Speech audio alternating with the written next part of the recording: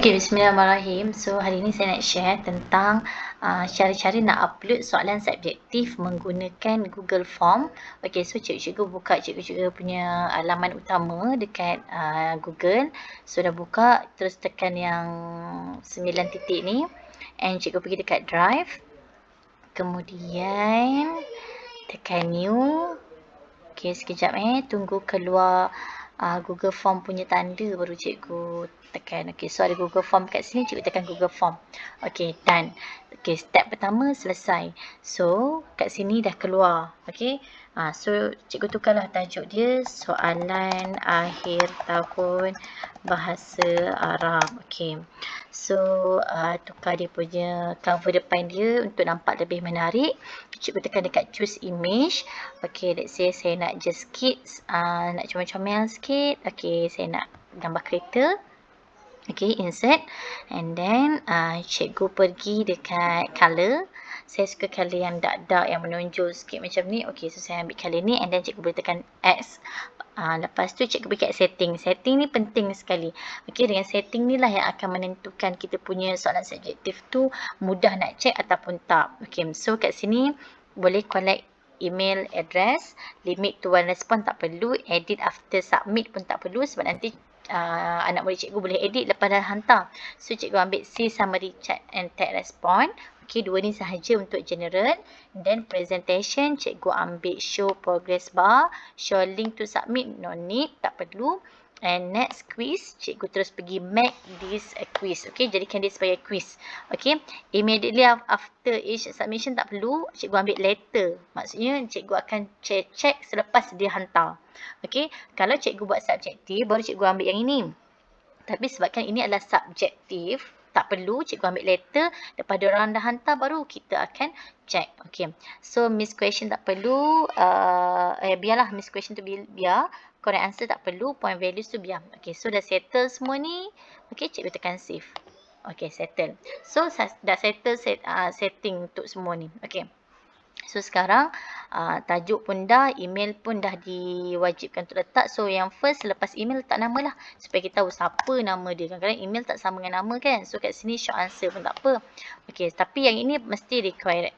Supaya pelajar itu wajib jawab. Okay, so kita buat soalan pertama. Okay, ini cara kita nak buat soalan pertama. Cikgu tak perlu type. Untuk mudahkan kerja tak perlu type. Cikgu snap sahaja gambar dekat scanner tu.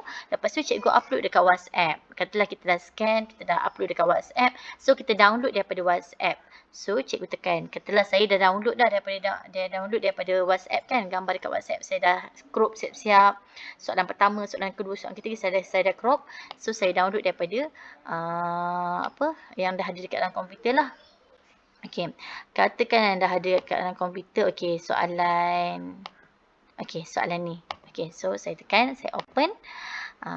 Okay, dia nak ni. Okay, so dah settle macam ni. Okay, so pilihan jawapan mestilah bukan multiple choice. Sebab kalau multiple choice ni untuk objektif. So saya ambil paragraph. Kenapa kena ambil paragraph? Tak boleh ambil short answer. Paragraph budak-budak boleh tekan enter dan jawapan akan ke bawah. Tapi kalau cikgu letak short answer, budak-budak tak boleh nak ke bawah. So dia akan ke tepi. Jadi pening kita nak check. So cikgu ambil lah paragraph. Okay, selesai. Dah ambil paragraph. Okay, ambil required ni supaya budak-budak wajib jawab. Kalau tak, dia tak boleh hantar. Okay, so kita letaklah point. Berapa point? Katalah 10. Okay, so 10 dah edit. Settle soalan pertama dan okay. So, katakan, okay, arahan lah. Cikgu tulislah arahannya apa. Arahan dia, sila jawab ataupun dalam bahasa Arab, apa-apalah cikgu boleh edit lah kat sini. Okay, saya tak nak letak tapi cikgu boleh edit. Okay, settle soalan pertama. So, saya buat soalan kedua. Okay, soalan kedua, tulis nombor 2. Okay, saya upload lagi gambar sebab saya ni malas nak menaik. Okay, so saya upload dekat dalam laptop saya sebab saya dah download daripada WhatsApp kan. Saya cakap tadi kan. So saya dah download. Katalah saya nak letak yang ini. Okay, so open. Okay, dah open. Okay, macam biasa pilihan jawapan saya akan ambil paragraph. Saya tak akan ambil short answer. Okay, And kat sini required juga. And answer key dia saya nak bagi 15 markah. Okay, settle. Okay, settle dah soalan kedua dan okay.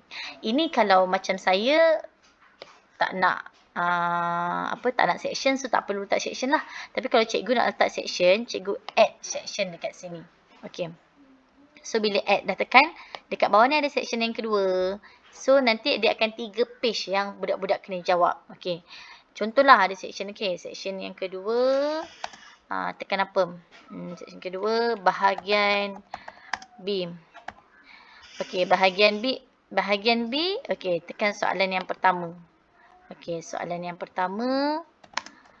Okay, soalan yang pertama saya upload juga dekat dalam laptop juga. Okay, mana?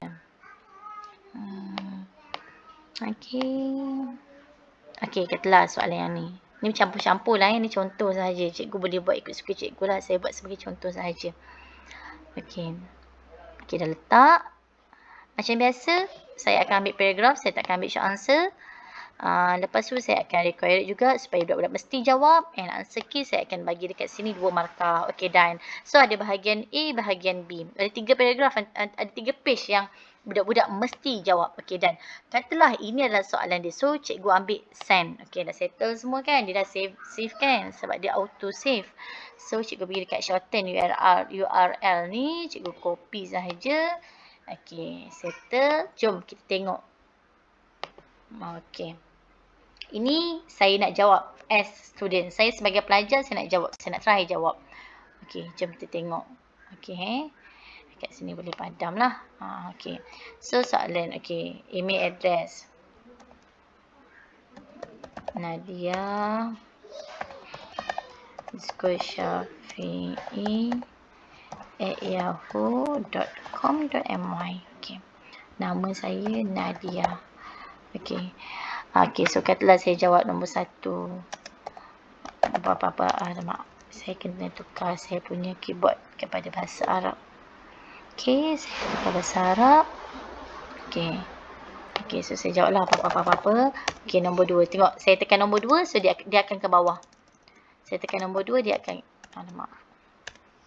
Sekejap ya. Okay, saya tekan nombor 2, dia akan ke bawah. Enter nombor 2 ke bawah. Okay. Enter lagi. Nombor 3 ke bawah lagi. Okay. Sampai dan seterusnya. Okay. Sama juga. Sebab kan required kan. So saya kena jawab juga. Kalau tak nanti dia akan jadi problem. Dia tak boleh submit. So okay. Ini baru page pertama. Okay. Saya tutup sekejap screen record saya. Screen record pula. Screen keyboard. Okay. So ni baru page 1. Kan saya ada buat section tadi kan. So next. Okay, ni adalah section yang kedua yang kena saya jawab. So, saya jawablah nombor 1, apa jawapan. Okay. So, baru saya boleh submit. Kalau saya tak jawab, so saya tak boleh submit. Sebab saya dah required tadi. Okay, ni saya sebagai student. Okay.